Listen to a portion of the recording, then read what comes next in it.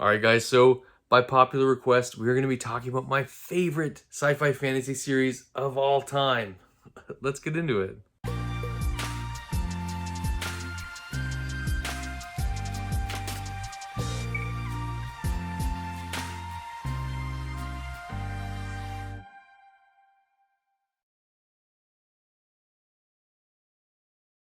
Hey fantasy fans, welcome back. It's Dan here with Treebeard Book Reviews. And today we're going to be talking about my favorite fantasy and combined with sci-fi series of all time. So I do want to say, first of all, thank you all to my patrons. I have started a Patreon channel. There is a link down below. If you're interested in becoming a patron, please check it out. You're not obliged to become a patron. It's just, there are some kind of cool, some cool little levels. There's merch, and some of you guys can actually have a real effect on and change the channel too. So thank you again to all my patrons. So first off, let's talk about my favorite fantasy and sci-fi book series of all time. So I have some caveats for this. This isn't 10 books or 10 series I've listed. I've actually listed 16. So there's 16 series. This is gonna be a longer video. I'm gonna try and get through. We're gonna get through them all, but I'm gonna try and make it as quick as I can. So first thing is I have to have at least read 2 books in the series. Some of the series might be 2 books long, but I have to have at least read 2 or 3 books in the series.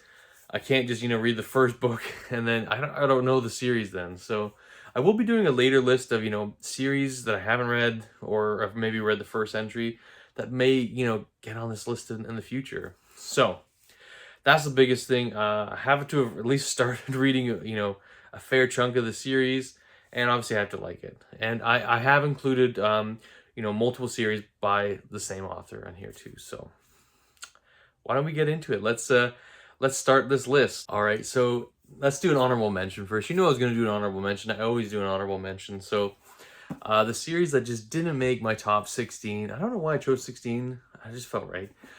So that just squeaked out of the list is The Belgariad by David Eddings. It's just a great series. Great, coming of age story. Just, magic and like a sword. It's kind of like a sword and sorcery. It's just a really fun fantasy romp. And it's one of those series I would recommend that any kind of fantasy reader read. It's one of those that's an entry-level fantasy series. So yeah, number 17 just missed the list is The Belgariad. All right, so number 16 on the list is the Dark Elf Trilogy by R.A. Salvatore. This is the story, or your origin story of Drizzt, Hopeland, Exile, and Sojourn. I've read all 3. Absolutely love it. It's a great introduction to the character of Drizzt Do'Urden. You get to learn his history. It's, again, I haven't read the Icewind Dale trilogy, and I'm sure that that'll be on here if I've read it. So that is one I'm going to get to. I do own it. I will read it eventually. But yeah, this is a great trilogy. So if you enjoy, I guess if you've read Lost Realm or Forgotten Realms, you've probably already read this. But if you enjoy D&D and Dungeons and Dragons, pick this up. It's a good series. All right, number 15. It's one of the series that got me started in reading fantasy, and I got it here, and that is The Inheritance Cycle by Christopher Paolini. It's really good. It hasn't aged well, I don't think, but I still love it. It's just a fun fantasy romp. It does, you see Paolini's influences a lot on the page. Obviously, now that I'm a bit more well-read in fantasy, you kind of see where he's pulling from. But, it's still good. I still enjoy it. I don't know if I enjoyed it as much as I did, when I was like 16 years old when it first came out. But it's still a good fantasy romp. I'm looking forward to my kids reading it one day. And yeah, I recommend it. The Inheritance Cycle by Christopher Paolini. The next series, number 14, I actually don't own any physical copies. I don't know why. I should. They're on my wish list, I think, on Amazon. Yeah, they are. That's The Faithful and the Fallen by John Gwynne. This is a really good tale. I read all 4 books last year. So that's Malice, Valor, Ruin, and Wrath. Really good. It's a coming-of-age story. I like coming-of-age stories, apparently. The last few entries, Belgariad, Inheritance, and now The Faithful and the Fallen. Yeah, this is a really good series. It's more of Gwyn's writing that I just really like. How he writes his chapters. They're very manageable, very digestible. He has characters you fall in love with that he pulls away from you. It's just a great kind of fantasy romp where you have like these clear good versus evil, angels versus demons. Yeah, it's great. It's really good. I would highly recommend it. It's a good character driven story. Again, I do have all like my reviews on the channel. So if you want to check that out, check out my review from Alice and see if that's, something you want to pick up. So number 14, The Faithful and the Fallen by John Gwynne. All right, so number 13, this is the first sci-fi entry on this list, and that is The Expanse by James S. A. Corey. This is obviously my special edition of Leviathan Wakes. I really love it. I just finished the third book in the series, Baden's Gate. It was pretty good. It's one of those books that just kind of got better as it went along. And this is the same thing in the series. I really like the character work that goes on in these series. I think, it's typically limited to like 4 POVs at like max, 4 or 5. And yeah, it's just really good. It's just, it's a space opera that's just kind of a shoot 'em up. Like, it's like popcorn. It's just like this popcorn sci-fi it's really, really enjoyable. The space travel feels real. It doesn't ever feel like too like crazy. I just super enjoy the series. I really like just being in the heads of these characters, because each book so far has been a different like they've added POV characters, and there's been interesting ones in each, and you're just like, oh, I wish these characters would continue on with me. But I know, a great series, good space opera, and that's why it's number 13 on my list. All right, so number 12 is the Bridge of Darnath series by Carol Berg. This is the second book, The Guardians of the Keep. The first book is called The Son of Avanar. And it's actually a quartet. There's 4 books in the series. It's a fantastic series. I really loved it. The first 2 books, I think, were probably stronger than the last 2, but they're all pretty solid. And this, you're following the main character of Siri, or Sari is her name, and it's really good. Like the first book of the first series, it's really like time altering. So there's 2 POVs of the same character, but in different stages of her life. So she's having flashbacks, and then her present, and you're just engaged with both of what's going on in the past and what's going on in the present, and then how they later connect. And it's really good. It's kind of like a romance tale, but it's also one of those heroic fantasies where magic is kind of coming back into the world too. Great series by Carol Berg. One of my favorites. I'm kicking myself that I left it. If I find the other books, I'm gonna keep it. I'm gonna get it again because it's so good. All right, guys. So number 11, we're creeping up on the top 10 here. This might be a surprise to some people. It didn't hit the top 10, and that is Mistborn by Brandon Sanderson. This is obviously my leatherbound edition. I really like Era 1 with Mistborn. I really love the characters. I love the magic that he develops, like this metal, the allomancy, the metal magics.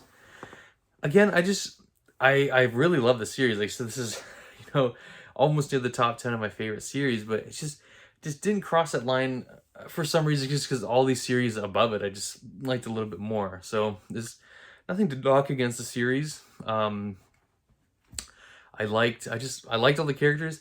The third book was a little bit weaker for me. It was probably my least favorite of the book or of the series. But other than that, like, yeah, Mistborn, number 11, it's great. Pick it up. My 10th favorite series of all time. It's a sci-fi, or I guess technically, it's a techno thriller. And that it's a duology, and that is Jurassic Park and The Lost World by Michael Crichton. I'm kind of flexing here a bit. I got my Folio Society copies. Absolutely love this series. I love the movies, first of all, too, but these books are so different from the movies, but they're different and better, or not better, but they're different and just as good, which is a really high praise. So I really love them. I love Jurassic Park, love the characters in it, I love dinosaurs, first of all. Who doesn't like dinosaurs? How can you not like dinosaurs, first of all?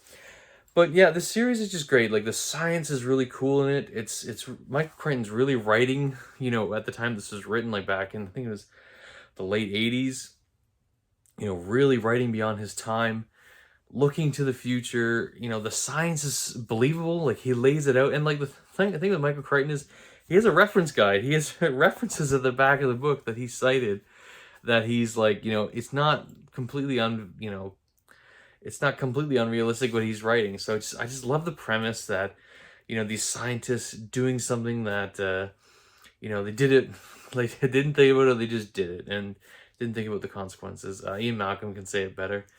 And yeah, well, there you go. All right, guys, number 9. So number 9, it's actually a YA series, and it is Harry Potter. I absolutely love Harry Potter. Harry Potter is obviously one of my favorite series of all time. I know, you know, people are boycotting Joanna Rowling right now, and you know, I can divorce the author from her work. I just love this series. You know, it's so much fun. Like what she did just in these 180 pages, it just captures your imagination, and then the rest of the books just get better and better. And I just absolutely adore them. Like when I lived in England, like I would just listen to the audiobooks by Jim Dale of the Harry Potter series, like on my commutes all the time. And it was just like this comfort thing where I just absolutely love them. Harry Potter is one of my favorite series. You know, when my wife and I got married, we went to the Wizarding World of Harry Potter for a honeymoon. So, you know, Harry Potter, we both love it. It's obviously like, it's probably a little bit lower on the list now just because like I like maybe these other series a little bit more, you know, what's the word, like more like recency bias. But this series is solid. I can't wait to read it to my kids. I've been buying those illustrated editions too to read to them. And I actually really like recently re-listened to Harry Potter and the Philosopher's Stone and just love it absolutely. Like it's one of those series I've read it and listened to it on audiobook so many times that I kind of have it memorized. Well, not maybe that's a stretch, but I know it so well that it's just like, you know, dropping in with old friends. So yeah, Harry Potter, number 9, absolutely love it. Number 8. Number 8 is the First Law trilogy by Joe Abercrombie. I just love the dark, gritty nature of this. This is a pure character piece. This trilogy. If you like character work, and I love character work, character development is some of my favorite things I like to read. It's grim, dark, it's gritty. It doesn't hold its punches. It's funny too. This is one of those series that it may not like have a lot there plot wise, but what it does in terms of character and dialogue is fantastic. It's some of the best work out there. Just listening to some of the dialogue that Joe Abercrombie crafts and some of the internal monologue, it's fantastic. And that's why it's one of my favorite series. It's number 8 for that reason. You know, I can't wait to read more Joe Abercrombie. I finished this series this year, so I'm looking to pick up Best Served Cold at some point this year. I know the middle series isn't as good, or it's not ranked as highly, but if it's Joe Abercrombie, I'm gonna read it. I'm probably gonna love it. So yeah, First Law, number 8. Number 7. So I'm probably gonna get some heat for this one. And that is Mistborn Era 2. And everyone's like, how are you putting Era 2 over Era 1?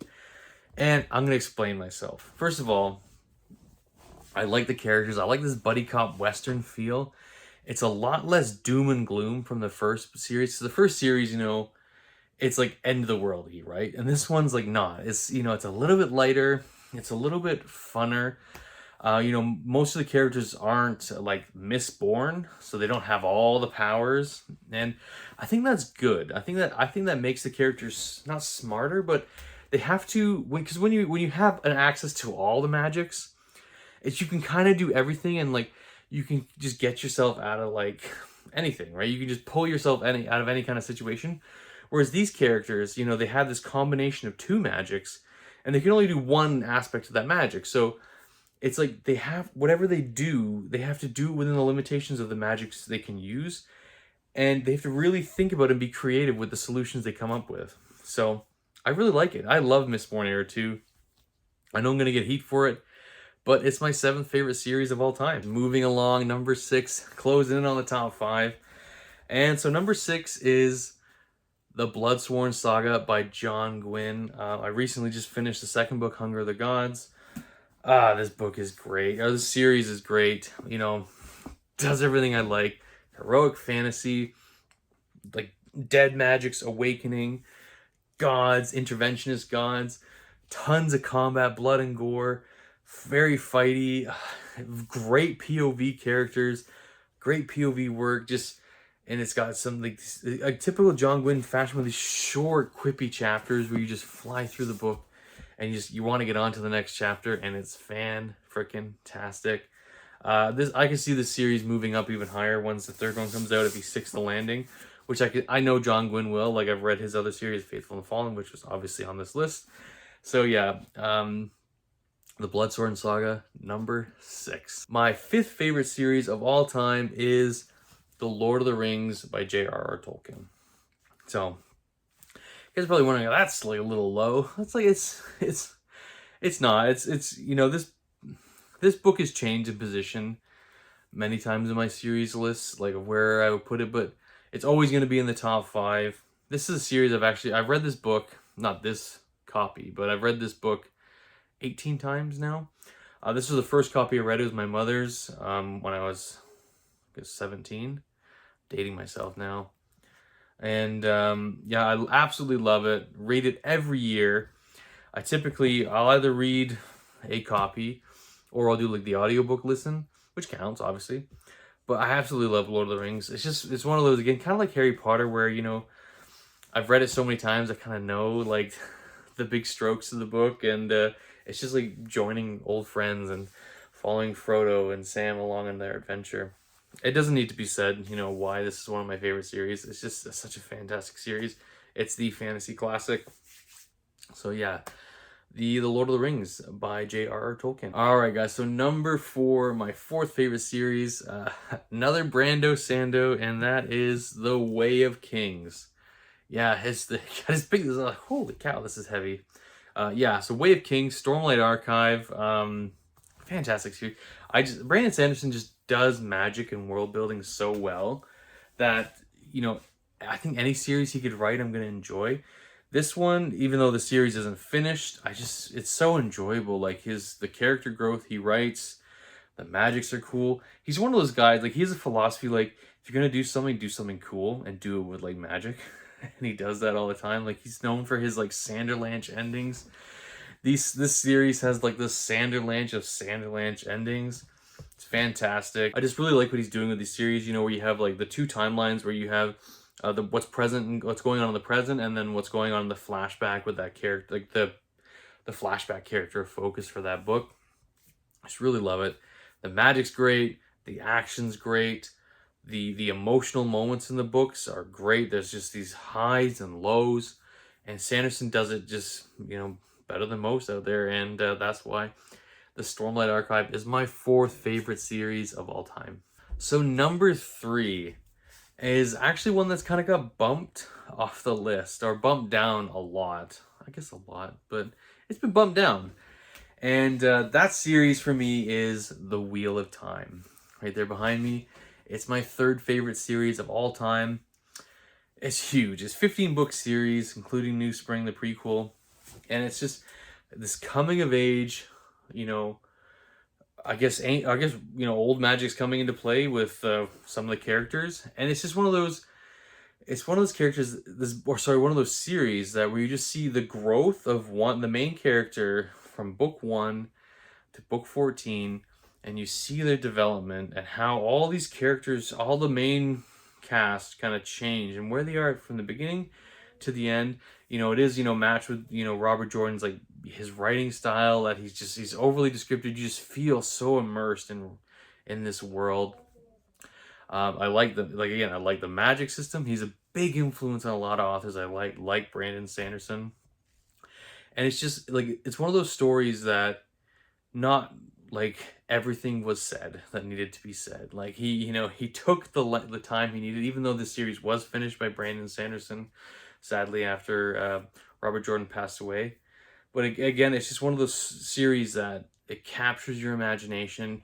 It pulls you along for this amazing ride, and it's one of those that just doesn't stop. My 2nd favorite series of all time is the Sun Eater series by Christopher Ruocchio. You know, sci-fi series, just almost hitting the top here. Could be due to recency bias because I've read all these recently this year, but it's absolutely fantastic. It's one of those series too where each entry in the series is just made it even better for me. They may not have been like the best books. Like the 4th book may not be my favorite book, but it's still extremely good. So like, it may have been you know, like my least favorite, but it's like still better than most books I've ever read. So that's saying something. It's just one of those books that's it left me with it was very different tonally, and it left me in a different emotional space. But it's such a fantastic series, you know, with Hadrian Marlowe, following his adventures, following his life, seeing how this one man can have such a massive impact on the lives of trillions. And, you know, Rockio sells it better than anyone. It's like where if Anakin Skywalker becoming Darth Vader was the right thing, and that thing that needed to happen. And it's great seeing this character go down this path. And like, you know, like he says in the first page, like, this guy destroyed a son.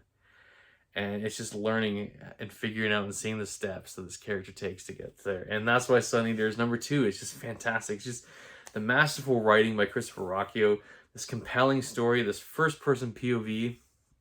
It could have been...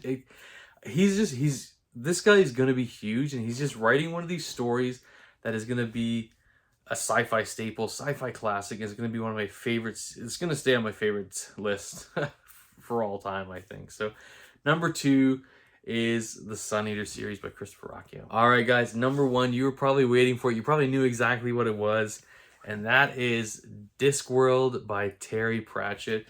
It's my favorite series of all time. I absolutely love it. I've read about 18 books in the Discworld now, and it's just one of those series that just keeps getting better and better and better the more I read it. And it's one of those series that I'm gonna reread for the rest of my life. It's funny, it's deep, it's insightful. There's these themes that just run throughout the whole series that have like life lessons. You know, Terry wrote a lot of these books like 20 years ago. 20 plus years ago, and some of the themes he touches are like prevalent today, of like racism, gender, sexuality. It's one of those series that hits you on multiple levels, and it's so gut punching funny, and it's one of those like series that I love it. Absolutely love it. And it's the sad thing is we're never going to get any more Discworld books, but there's 41 books, and so there's enough out there for me to read and reread for the rest of my life. That that's why Discworld, yeah, it's my favorite series. It's fantastic. And so yeah, anyways, guys, I know this is a long video, and you know, to all the troopers who stuck it out, these are my top series of all time. So this list is gonna change over the years. I've actually got a video I've written down like a list of series that could enter this list and change this list in the future. So some series I haven't put on here is I've only read 1 book, so that's gonna change it as well. So anyways, guys, you know, if you guys like the channel, you know, please like, comment, and subscribe. Maybe leave a comment down below and tell me what your favorite series are. I'd love to hear it. And anyways, guys, that's enough from me, and we'll see you next time. Cheers.